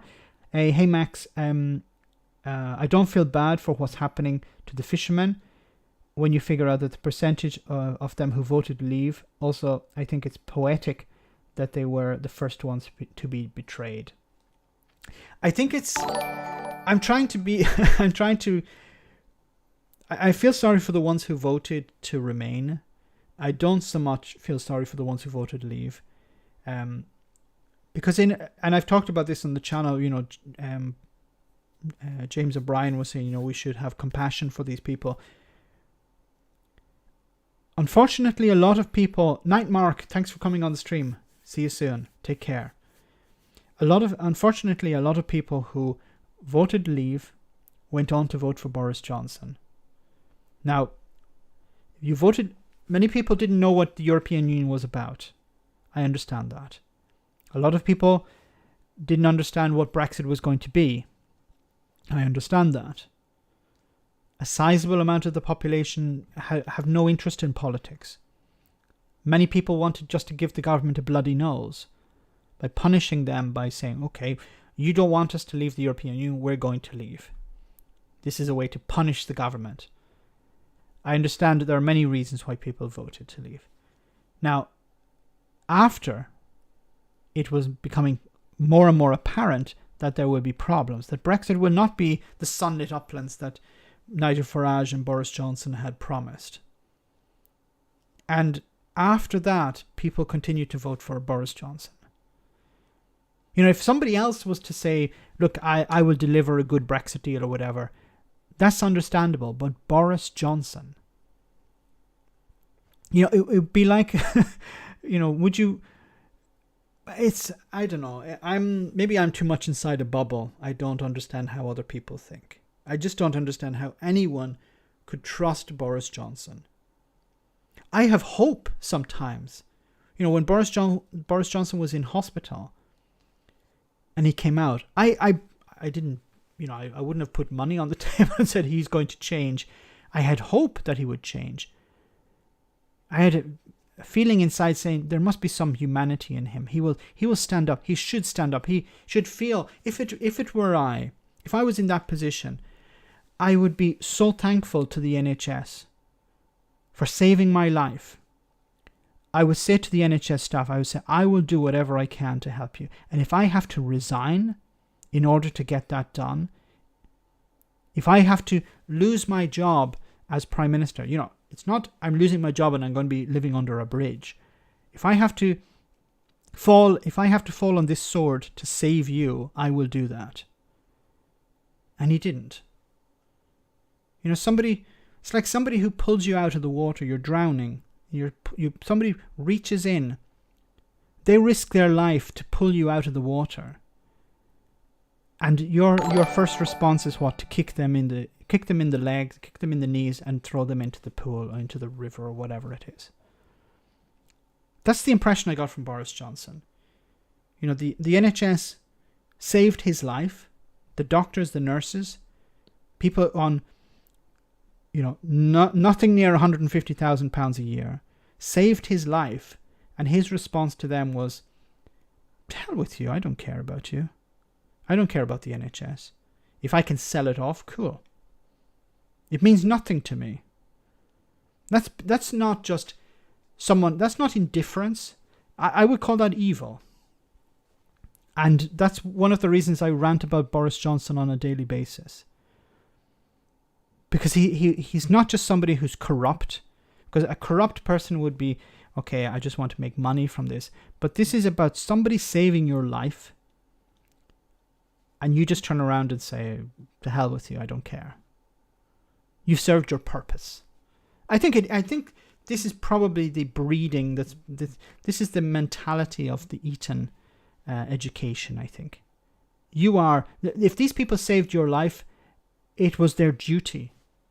It's not that they were good people. It's not that they deserve something. They got paid. They've done their job. You know, if somebody in the supermarket, sometimes, you know, I go to the supermarket and it's not necessary for the people in the supermarket to pack the bag for me.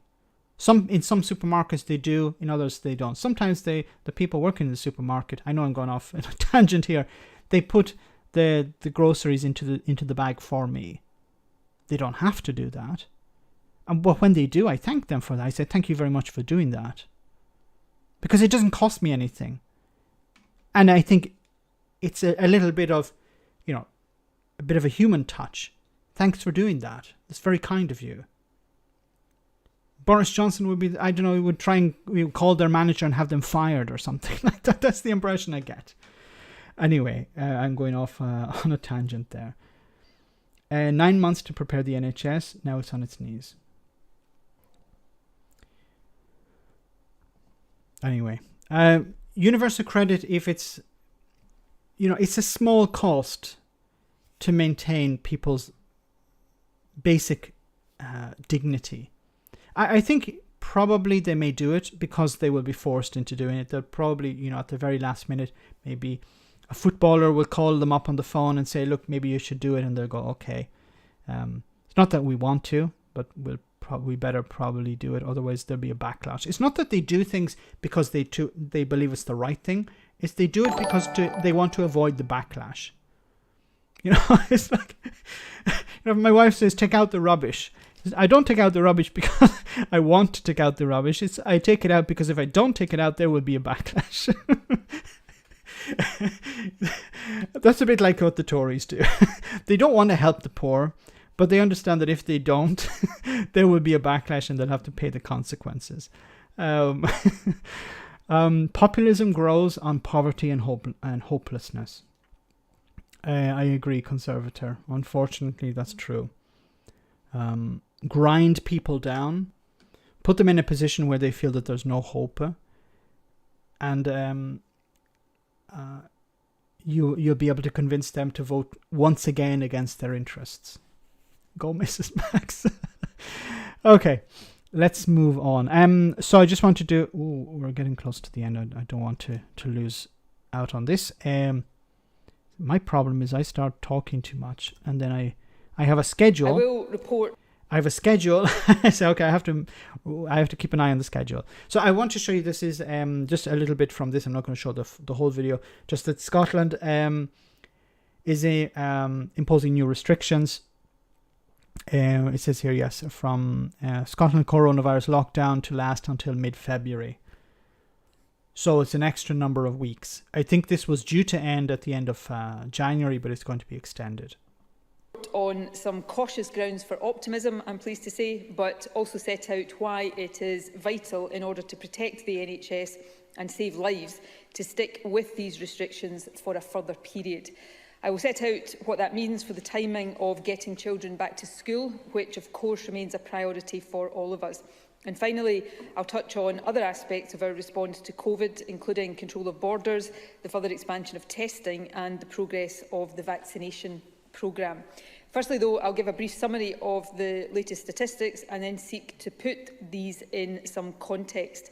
The total number of positive cases that were reported yesterday was 1,165, which is 11.1% of all tests carried out, and the total number of cases now stands at 164,927. I can also confirm that by 8:30 this morning, 284,582 people had received. Okay, so the situation is, well, in regard to vaccines is good, but it's necessary to maintain the restrictions. I think this is probably the correct approach. That's how we, Nicola.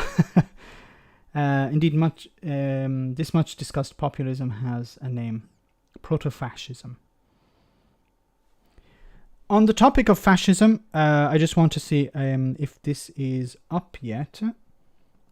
Let's see. No, so just to show you here the you can't see it now. The inauguration of Joe Biden. At the moment, I don't know when it's due to start. Probably as soon as I end the stream, the inauguration will begin. But just to make a few comments about this, Vice President Pence's office makes it official that he will attend the inauguration. That would piss off the MAGA people more. Great. Clicky pen. You've been told. If everyone in England defects to Scotland, so that Scotland versus London, I bet Westminster loses, yes. Okay, Joe. Fathead Jeff Taylor has now turned his channel into an anti-SNP channel lately. Yeah, I noticed that he's being... because he has to move on. Brexit is over. The next challenge is Scottish independence. And of course, I'll be covering it during the year. And he can't sell Brexit anymore. I was going to say Nigel. Jeff Taylor can't sell Brexit. He can bitch about the EU for a bit, but it's not going to really get any traction. I haven't been following his channel. I don't know if the numbers on his videos have gone down, but you can only keep people angry for so long. And I think the attempt now is to get people angry about Scotland. How dare Scotland want to be independent? We wanted to be independent. We got our Brexit, but they want to leave. How dare they do that? Trump is leaving the White House at 2 p.m. 2 p.m. GMT? Tomorrow? Okay, tomorrow, yes. Trump and Farage fans are always as stupid as a full-on fascist. Yes, I suspect the latter in many cases. Nathan, thank you so much for that. Thanks from the USA for keeping us informed. Thank you so much for that. I try my best. I'm not an expert on Brexit, but what I do is I'm an observer. I look at what's coming in and I try to apply a critical eye to it. When Boris Johnson is saying, this is the problem, I say, no, probably not. So if I'm keeping you informed, I'm really happy about that. Thanks so much for the super chat. Thanks for the info, Stephanie. Okay. There isn't any information about that, so I just want to go to. Well, there's no information yet on Biden, so I want to jump to this next video, which is, as you said, the MAGA people. So what are the Trump supporters? What are the Trump supporters going to do now? My God, isn't this tacky? If you put tacky into a Google search, this is what you'll see. I don't know if you. Let me see if I can make the screen a bit bigger. This is insanity. Let me move myself out of the way. No, I can't. Okay. We have Trump, doing his Santa Claus impression. Jesus is my savior. Trump is my president. Trump Pence. Trump train. Farmers for Trump.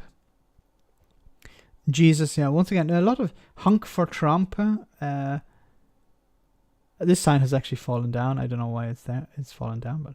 Mill, Virginia. So these are Trump supporters. Now, what's going to happen to these people after? The dear leader is basically dead, in a sense. So these people are going to...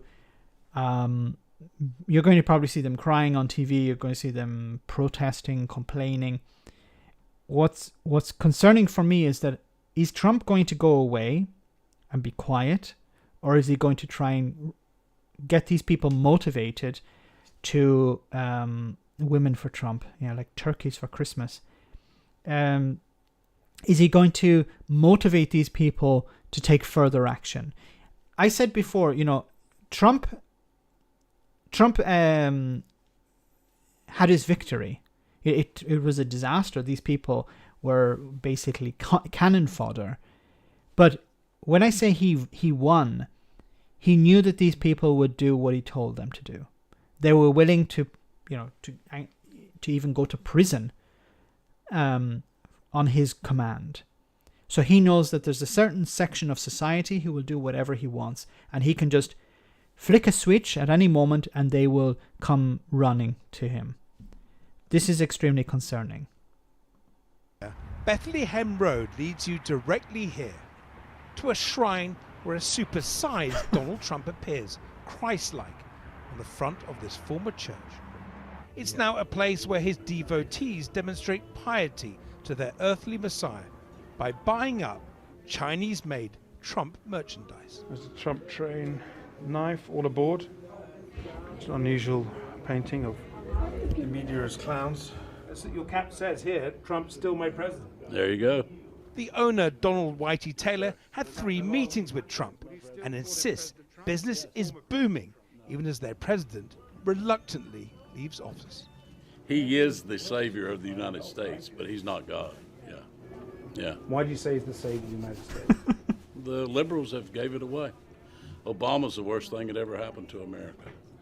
I wonder why he thinks Obama is such a bad person. Could it be because of I don't know, his the way he talks? Could it be his education, or could it be, I don't know, something like his color?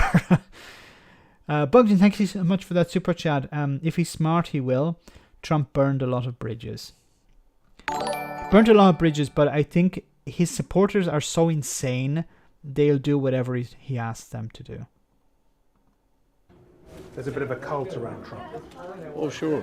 People love him. They admire him. So there's almost a religious devotion to him. I'd say it's just a cult. Yeah. There's no sense of self-awareness here. It's like, yeah, it's like a religion. No, don't insult religion. It's a cult. We're in a cult, okay? Normally, when you're in a cult, you don't call it a cult.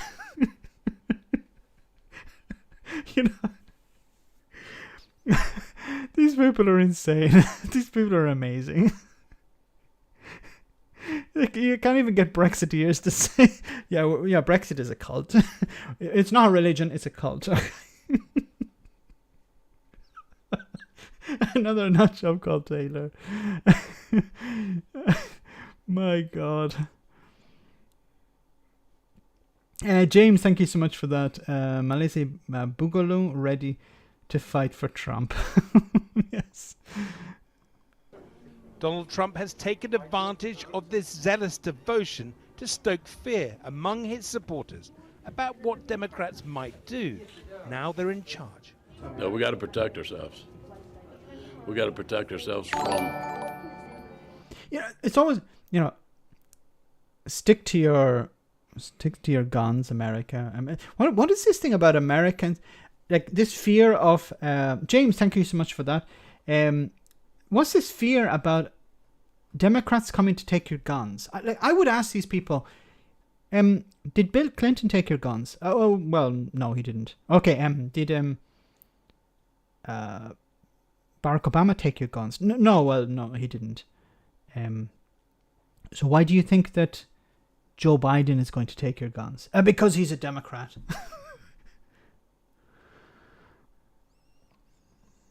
The other side. Buy all the guns you can. Get all the ammunition you can. If they start any crap, wipe them out. If they start any crap, wipe them out. All of them. Like in Star Wars. If they start, I don't even know where to begin here. There has, of course, already been violence. 5 people died, including a police officer, during the storming of the US Capitol, leading to Donald Trump's second impeachment. This is like a zombie apocalypse. Only that they're almost zombies. While the mob were united around a perceived election theft, the crowd was varied. Militia members mixed with QAnon conspiracists and off-duty law enforcement officers. 2 of them were these Virginian cops who posed for a selfie inside the building. So you're a police officer and you pose for a selfie during an insurrection. Nobody caring for the hamsters anymore. Thank you so much, Dano. Very kind of you. Thank you so much. Zombies are smart. My God. It's like, I don't want to do this job anymore. That's the best way to quit your job. You're like, I hate this job. I just wish they'd fire me. I've been stealing stuff from the office. They won't fire me. I made a move on I made a pass at my boss. They won't fire me. Like, how can I get fired? Yeah, here's an idea. Go and take part in an insurrection. Then they'll fire me. I can guarantee it. One giving the middle finger. The officers come from the small remote town of Rocky Mount and have now been charged with violent entry into the Capitol, which they both deny. Tell me what, yeah. One of them, Jacob Fracker, told me Capitol Police let them into the building and that they did nothing wrong. You see officers moving the barricades and they're just like, hey, come on. They're like, if you're coming, come on. Okay, this guy is even dumber than he looks. Dumber than I thought before, because you don't give interviews to the media if you're under investigation. If you've broken the law, there's a risk of you losing your job. And yeah, I'll give interviews to the media and explain what I was doing there. Like, first of all, okay, come on this way, it's safe this way, blah blah blah. It's like, okay, fantastic. The friend that you're with and you were pictured with is posting on Facebook, and you're posting on that Facebook page as well, saying we attack the government. The we being a blanket statement, you know what I mean? We as people who just want to be heard. People. You're a friggin' police officer. Who don't want to sit by and let tyrannical things happen. We don't feel any responsibility for the bigger picture of what is now seen as an assault on American democracy. No. You didn't see any vandalism. You didn't see any of the attacks going on at all. Nothing. Not that. No. But it was going on all around. It was, but not while we were there. You felt that day that it was important because Donald Trump has supported the way you see America, right? Over the police, Second Amendment rights. The military, national security, because, he said it best. America first. Trump's man. Why doesn't the guy just come out and say, Sieg Heil or something like that? Why doesn't he just come out and say, yeah, we'd like to have a fascist state, and Donald Trump was our method to get there? Now, this guy is a police officer. His job is to protect and serve the community, not to tear the community down, to tear society down. If he doesn't want to be a police officer anymore, he can leave that job and do something else. He has a responsibility. He has a huge responsibility. I don't know. I don't know what the situation in the US is, but if this happened here in Italy, this guy would be in deep, deep shit. First of all, he'd be fired. Secondly, he would be in serious trouble. He would be facing prison time. There would be investigations into, and not just him, but his department. There'd be investigations into, it would go all the way up. Like, oh yeah, I just went there and I, took part in an insurrection because I don't like Joe Biden. I don't like the Democrats. The mantra of America First is seen as a siren call for white nationalists, and Jacob says many see him that way. I mean, a lot of it around here is just, oh, he's a racist, or oh, he's this, or I bet he was wearing his Klansman's robes that day. Is just like, that's not that day. It's pretty silly. It makes me laugh, honestly. What do you feel about that? I don't care.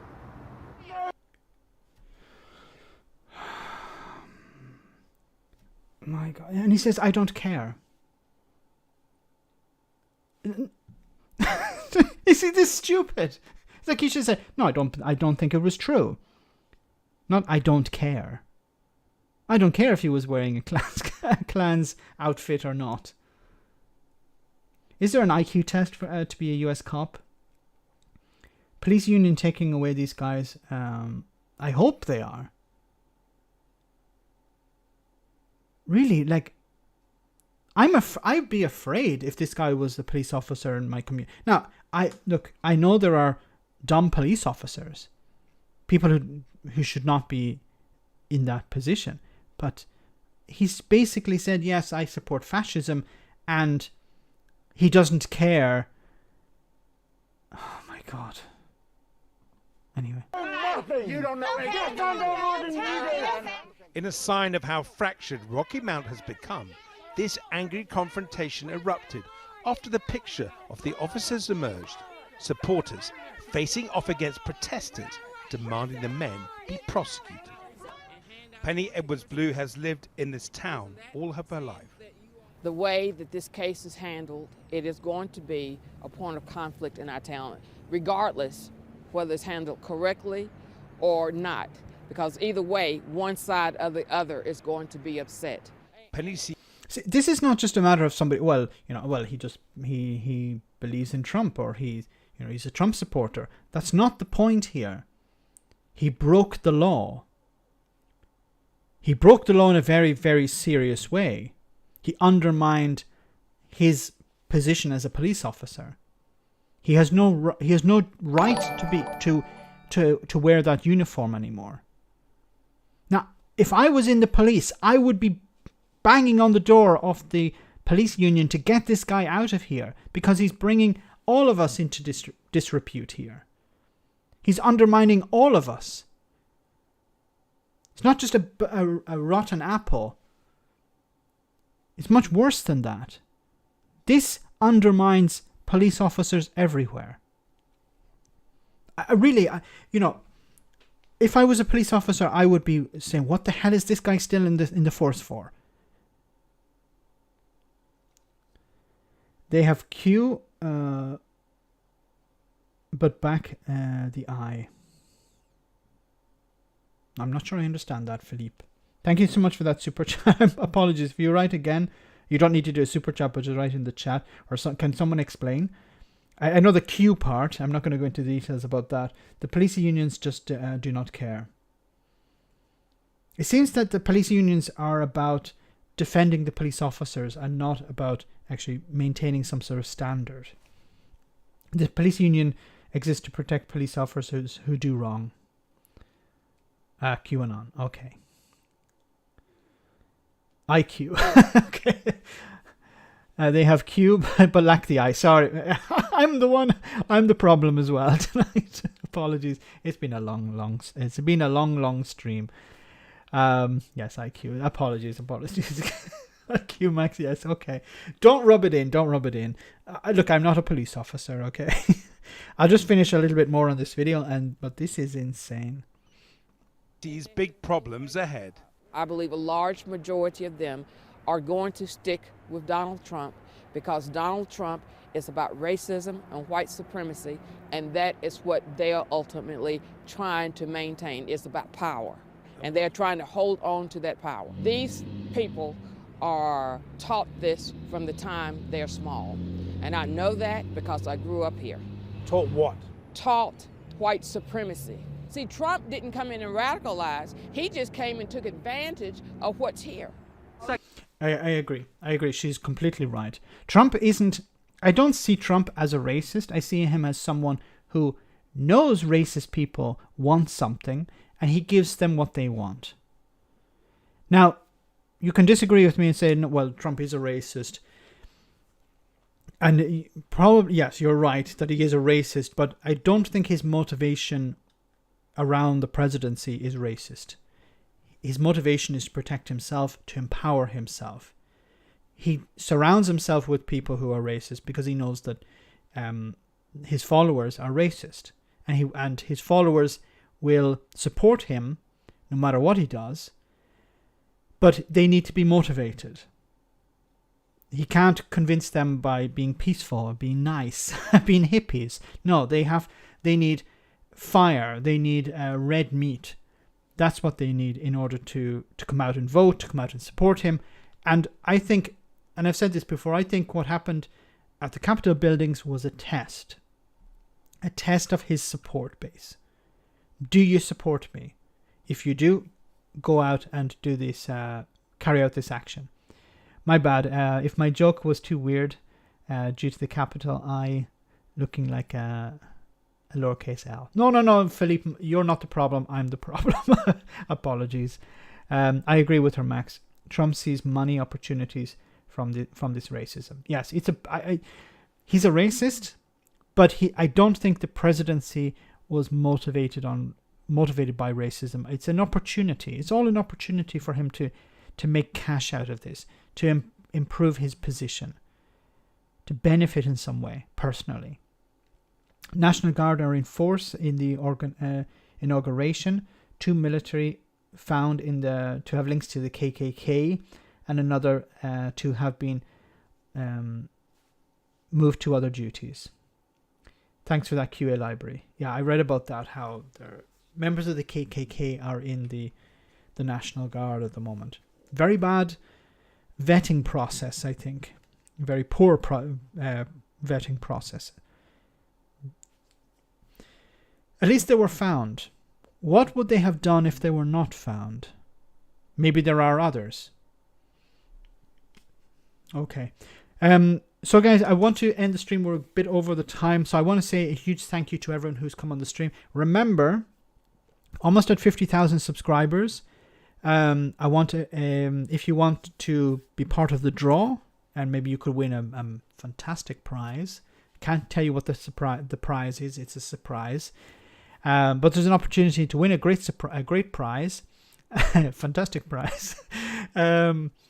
But in order to do so, you need to write the word Mankini, either hashtag or just the word Mankini, in a comment on any of the videos, and I'm going to try and get as many of them as possible. We're going to do a draw on Friday night, the live stream on Friday night, and we'll pull out the name of the winner for the draw. So I want to say a big thank you to everyone who's come on the stream tonight. A big thank you to everyone who sent a super chat. Greatly appreciated. Thank you so much for that kind support. You can also support the channel by becoming a patron if you want. And if you cannot, don't worry. I understand many people are going through financial issues at the moment, financial problems. You can support the channel by just sharing the videos on social media, liking, subscribing if you're not a subscriber. Most of you are, I think. But a huge thank you to everyone who's come on. And also a huge thank you to the moderators. They've done a fantastic job once again. Before we finish, of course, we have our one video for the road, a funny video just to end it. At the moment, there isn't much happening in the inauguration, so I may do a video on it tomorrow, or we'll see how it goes. Hopefully, there still is a United States standing tomorrow. Enjoy.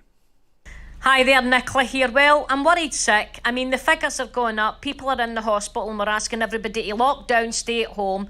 And here's another thing.